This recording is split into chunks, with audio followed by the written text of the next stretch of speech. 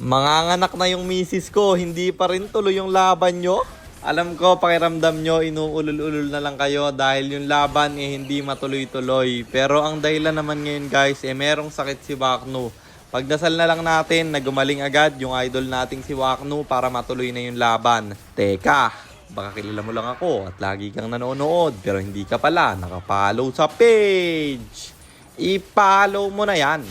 Isa lang ayaw pa. So ayun, nandito na tayo sa pang 757 araw ng isang game kada araw. Digmaan na! Ina kasi ng copycat clip na to urat na rin ako. Ayaw panindigan yung kayabangan tapos ayaw ding panindigan yung kaduwagan. Isipin mo ang yabang-yabang. Tapos nung kinabukasan na yung laban ayaw nang pumayag na on cam. After ilan days, yung kaduwagan niya naman, yung hindi niya pinanindigan kasi bigla nang lalaban. Ang tingin ko kaya hindi na pinapriority ni Wakno yung laban na to kasi wala na yung hype. Aanhin niya pa yung paglalaban namin kung wala na yung mga nag-aabang. Mahina kasi ulo ng copycat clip na yan Binibigyan na nga siya ng spotlight. Eng pa. Tanga-tanga mag-isip, nakakabuisit guys. Ako man, bad trip na ako. Kayo, bad trip na nakakaintay. Ako, bad trip na din dyan. Una, bad trip lang ako sa kayabangan niya. Ngayon, bad trip na ako dahil sobrang hina ng ulo ng kupal na yan. Ramdam ko kasi yung inis nyo guys na parang ginagago-gago na lang kayo kasi hindi matuloy-tuloy yung laban. Ang daming dahilan. Sinasabi ko lang naman sa inyo yung totoo guys dahil yun talaga yung nangyayari. At hindi naman natin inaasahan na magkakasakit si Wakno. Pero yun yung isang dahilan na nakikita ko, hindi na pinapriority yung laban na to dahil hindi na masyadong magbe-benefit si Wakno. Hindi natin dapat sisihin si Wakno guys. Ang dapat nating sisihin yung kupal kong kalaban kasi tapos naman na dapat to. Ayoko na rin sana pag-usapan guys pero kada post ko yan yung comment nyo.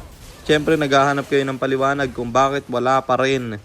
Pero yun nga, yun yung pinakadahilan kung bakit wala pa rin yung laban. May sakit si Wakno ngayon. Kita nyo naman sa screenshot na sinend ko. Kinukulit ko na rin si Wakno guys.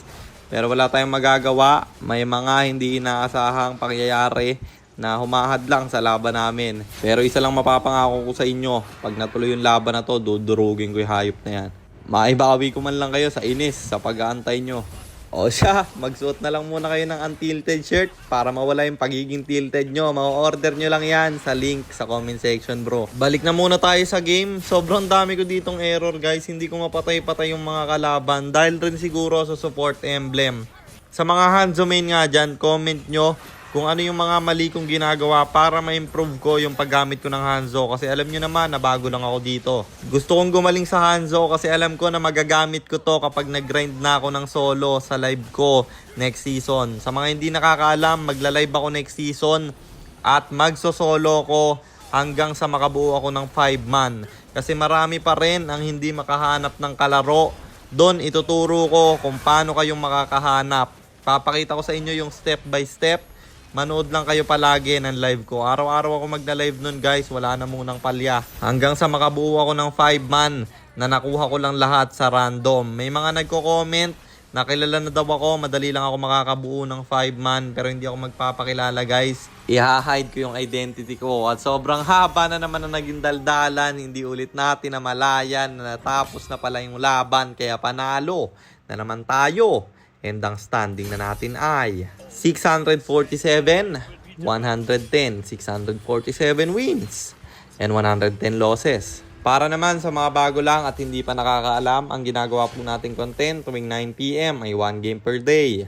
Trio rank game at ang goal natin sa content natin na to ay mag 100 win streak bro. Yun lang, sana meron kayo natutunan. Kung meron man pakishare lang, then after nyo i-share, mag-comment na rin kayo ng pa-shoutout para ma-shoutout po kayo sa mga next nating content. At i-comment nyo na rin ang inyong mga katanungan kasi baka malay mo sa next nating content, comment mo naman ang mapili ko.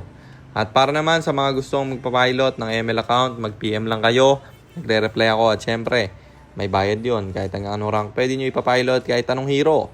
Pwede nyo ipa-spam basta may additional payment pag magpapaspam kayo ng hero.